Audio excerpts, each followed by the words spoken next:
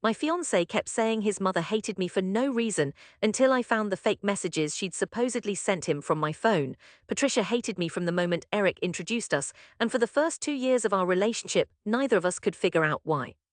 She was polite in the brittle, performative way some people are polite when they're actively restraining themselves from saying something cutting, complimenting my cooking at dinners while somehow making it sound like an accusation, asking about my career in a tone that suggested she was building a case against it rather than expressing genuine interest. Eric always waved it off the same way. That's just how she is, he'd say. She's like that with everyone at first, give her time. I remember the first dinner at her house especially clearly nearly 3 years ago now, how I'd spent an entire week beforehand agonizing over what to bring, what to wear, how to present myself as exactly the kind of woman a mother would want for her only son. I brought a homemade pie, something my own grandmother had taught me to make, and Patricia took one bite, set down her fork and said, "How unexpected." I didn't think someone your age still baked from scratch, in a tone that somehow managed to compliment and diminish the gesture in the same breath. Eric, sitting beside me, either didn't notice or chose not to, laughing along at something unrelated his father had said moments later, leaving me to sit with that strange, deflating comment entirely alone. I gave her time. 2 years of time to be exact, during which the tension between us never softened, and if anything, sharpened into something I started to feel physically before we even walked through her front door for Sunday dinners, a tightness in my chest, a bracing I did automatically before I even understood what I was bracing for. I tried everything I could think of during those 2 years. I asked her about her own life, her hobbies, her childhood, hoping genuine curiosity might soften whatever wall she'd built between us. I offered to help in her kitchen, deferred to her preferences on holiday plans, complimented her decorating choices, her cooking, her garden. Nothing moved the needle. If anything, my efforts seemed to irritate her further, as though my persistence in trying to win her over was itself evidence of something suspicious about my character. The turning point wasn't dramatic, at least not at first. It was small, almost forgettable in isolation. Eric mentioned during a fight about whether Patricia would be invited to help plan our wedding that she'd told him I'd sent her a series of texts the previous winter that he described as kind of nasty, messages implying she wasn't welcome at family gatherings, that I found her overbearing and difficult, that I'd prefer she keep her distance from our relationship entirely. Had never sent those messages. I told Eric that immediately with the kind of clean, unhesitating certainty you have when you know something is simply factually untrue. He looked at me carefully in a way that made my stomach drop because it was clear he wasn't entirely sure he believed me. "She showed me screenshots," he said, "from your number." That sentence changed the entire shape of our relationship, though it would take months for me to fully understand how deep the damage actually ran. I asked to see the screenshots. Eric hesitated, said he'd deleted the conversation because it upset him too much to keep looking at it, which struck me even in that disoriented moment as strange, that he'd deleted evidence of something he was now using to justify 2 years of his mother's coldness toward me, rather than keeping it to confront me directly at the time it supposedly happened. "When did I supposedly send these?" I asked. "Last December," he said. Around the holidays.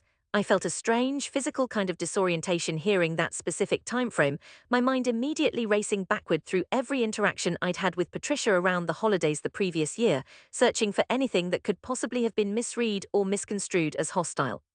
I remembered a slightly tense conversation about seating arrangements at Christmas dinner, a moment where I'd firmly but politely declined her suggestion that we host every future holiday at her house rather than alternating between families. Nothing in that memory resembled anything close to what Eric was describing, and the gap between what I actually remembered and what he was accusing me of only deepened my confusion. I pulled up my own phone, my actual message history with Patricia spanning back further than that, and showed him polite, unremarkable holiday texts, a thank you message for a gift, nothing resembling the messages he was describing. "Eric, I don't have any messages to your mother that even come close to what you're describing. Look at my actual phone." "Maybe you deleted them," he said, and something in his voice, defensive and strained, told me he wanted that explanation to be true more than he wanted to actually examine the alternative. "Why would I delete messages and then just forget I sent them? Why would your mother keep screenshots of messages that supposedly prove I'm awful and then never show them to me directly, only to you secondhand months after they were supposedly sent?" He didn't have a good answer for that. Neither of us did, not yet, though the seed of a very different explanation had already started forming in the back of my mind, one I wasn't ready to fully articulate because it felt too calculated, too deliberately cruel, to be something Eric's own mother would actually do. The months that followed were some of the strangest of our entire relationship. Eric, caught between two women, each insisting the other was lying, retreated into a kind of anxious neutrality that satisfied neither of us. He stopped bringing up the messages directly, but I could feel them sitting underneath every interaction, a quiet, unresolved doubt that colored how he responded to me whenever Patricia's name came up. I started to feel, for the first time in our relationship, like I was constantly on trial for something I hadn't done, defending myself against evidence I'd never actually seen, presented by someone who apparently felt no urgency about letting me examine it directly. I noticed the shift in small ways at first. Eric started softening certain plans that involved his mother, suggesting shorter visits, fewer overlapping conversations between the two of us, as though he was quietly managing a conflict rather than actually resolving one. He'd get a particular tightness around his eyes whenever I mentioned Patricia's name in casual conversation, a flicker of something that looked uncomfortably close to suspicion, quickly masked, but not quickly enough that I didn't notice it happening again and again over those months.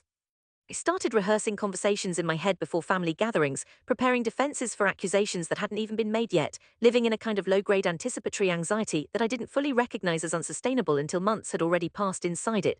I brought it up again more forcefully during a weekend trip meant to be a relaxing getaway before wedding planning ramped up. "I need you to ask her for the actual screenshots," I said.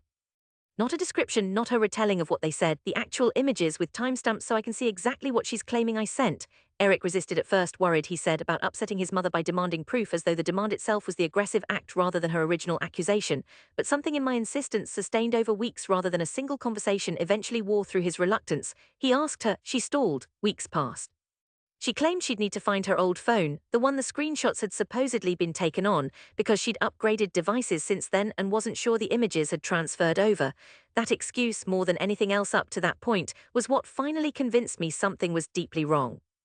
I'd worked in tech support for 6 years before moving into project management, and I knew with total confidence how photo transfers between devices worked, how unlikely it was for someone to genuinely lose access to specific screenshots during a routine upgrade, especially screenshots she'd apparently found important enough to show her son as evidence of my character. I spent an evening after that conversation quietly researching, on my own, the ways text messages could theoretically be spoofed or fabricated to look like they came from a different number, partly out of genuine curiosity about whether what I suspected was even technically possible, and partly, I'll admit, because some part of me needed to understand the mechanics of what might have been done to me before I could fully believe someone had actually done it. What I found confirmed that it wasn't difficult at all, that there were multiple accessible services online specifically designed to generate convincing fake text conversations, complete with realistic timestamps and formatting, requiring no special technical skill beyond knowing such services existed in the first place. I decided at that point to take a more direct approach. I asked Eric if I could see his phone, specifically the conversation history with his mother from that December, the one where she'd originally shown him the alleged screenshots. He agreed somewhat reluctantly, and what I found scrolling back through months of text history between them wasn't the smoking gun I expected, but something almost more revealing in its absence. No actual images anywhere in the conversation, just Patricia's written description of what the messages supposedly said, sent to Eric as text, not as forwarded screenshots at all. "She never actually showed you images," I said, showing him the exchange. "She told you about messages." Her own words, "You never actually saw anything from my phone directly." Eric stared at that exchange for a long time, something shifting visibly in his expression as the discrepancy fully landed. "I just assumed. I don't know why I assumed there were actual screenshots. She was so specific about what they said." "Being specific isn't the same as being honest," I said. "Anyone can be specific while making something up. In fact, specific details are exactly what make a lie convincing." We sat with that discovery for several days before deciding on our next move. I didn't want to simply accuse Patricia outright without more certainty, partly because I understood, even in my anger, that this kind of accusation, if wrong, could permanently damage Eric's relationship with his mother in a way that would be hard to walk back. But the pattern was becoming too consistent to ignore: a total absence of actual evidence, a convenient excuse about a lost phone, a description detailed enough to feel real but never actually substantiated by anything concrete. The confirmation came from an unexpected source. Eric's younger cousin, Ashley, who'd always been closer to me than to Patricia, mentioned offhandedly during a family barbecue that Patricia had asked her, the previous winter, for help figuring out some phone stuff, specifically how to make text messages appear to come from a different number using an online spoofing service, framing it at the time as research for a work project about phone security. Ashley had thought nothing of it at the time, she told me, had simply assumed her aunt was genuinely curious about some article she'd read, and had shown her out of casual helpfulness a couple of the more reputable spoofing services available, never imagining the information would be used against someone she actually liked. I felt something cold settle into my stomach hearing that detail delivered so casually, without Ashley realizing what she'd just handed me. I asked her carefully when exactly that conversation happened. "Late November," she said, "just before the holidays, right before Patricia claimed to have received the fabricated messages from my number." Ashley's face changed as she watched me process the timeline, a slow, dawning realization crossing her own expression as she began connecting the same dots I already had. "Oh my God," she said quietly, "do you think that's actually what she did?" I brought this to Eric immediately, watching him process the timeline the same way I had, the pieces clicking into a shape neither of us wanted to fully accept, because accepting it meant accepting that his own mother had spent months, possibly over a year, systematically poisoning our relationship using messages she'd fabricated herself, sent to him in a way designed specifically to avoid leaving any actual verifiable trace.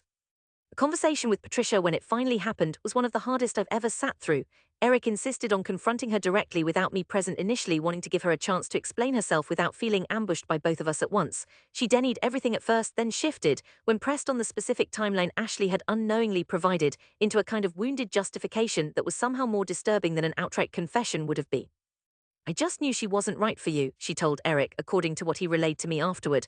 I could see it before either of you could. I thought if I could just show you a little of what she's actually like underneath, you'd understand what I was seeing. I never meant for it to go this far. I thought you'd figure it out eventually and thank me for opening your eyes. Eric came home from that conversation shaken in a way I'd never seen from him before, having to sit with the fact that his mother hadn't simply disliked me on some instinctive, ordinary level, the kind of in-law friction that resolves itself with time and patience the way he'd always assured me it would. She had actively fabricated evidence, sustained a lie across more than a year, specifically to manufacture the exact kind of distrust between us that had colored so much of our relationship's early years. I'm so sorry, he said more than once over the following days. I should have asked to see actual proof from the very beginning instead of just believing her. I understood, even through my own hurt, why he hadn't. Patricia was his mother, someone he'd trusted his entire life to have his best interests at heart, and questioning her account, especially about something as sensitive as whether his fiancé was secretly hostile toward her, wasn't a natural first instinct for him. But understanding why it happened didn't fully erase the 2 years I'd spent absorbing unearned coldness, defending myself against accusations I'd never actually been allowed to see clearly, feeling like I was constantly failing some test I hadn't known the rules of. We spent several long evenings after that talking through what it actually meant for our relationship going forward, not just with Patricia, but with each other. I told Eric as honestly as I could that part of what hurt most wasn't just what his mother had done, but how easily he'd absorbed her version of events over my own for so long, how 2 years of my consistent, verifiable behavior had apparently carried less weight than a handful of second-hand descriptions from someone with an obvious motive to undermine me. He didn't try to argue with that assessment, which I appreciated more than I expected to. Instead, he asked what he could actually do going forward to rebuild the trust that had eroded during those 2 years, a question that felt more useful than any amount of apologizing on its own. The fallout with Patricia has been significant and ongoing. Eric limited contact with her substantially in the months following the confrontation, not cutting her off entirely but pulling back in a way that clearly cost him, given how close they'd been before all of this. She's tried several times to reach out to me directly, with apologies that always seem to circle back eventually to some version of her original justification, that she'd only done it because she genuinely believed on some level that she was protecting Eric from a mistake. I haven't accepted those apologies, not yet, and I'm not sure when or if I will. Our wedding planning resumed eventually, quieter and more careful than it might have been otherwise, with Patricia's role in the day still an open, uncomfortable question neither Eric nor I have fully resolved. Eric floated the idea tentatively of a supervised, structured conversation between the three of us, facilitated by a family therapist, before any decision was made about her involvement in the wedding itself. I agreed to try it, mostly for Eric's sake, though I made clear that my willingness to sit in a room with Patricia again didn't mean I was anywhere close to forgiving what she'd done, only that I was willing to see whether real accountability was possible before making a final decision about her place in our future.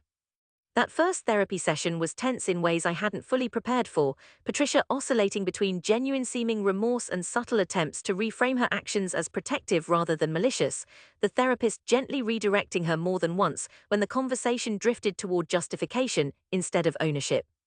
I left that session without any dramatic resolution, but with a slightly clearer sense of what accountability from her might actually look like, versus what continued deflection would look like, a distinction that mattered enormously to me going forward. What I know for certain is that I stopped assuming unexplained hostility from family members is simply a personality quirk to be patiently waited out. Sometimes it's exactly what it looks like on the surface, deliberate, sustained, and worth investigating directly, rather than absorbing indefinitely in the name of keeping the peace with someone who was never actually interested in peace to begin with.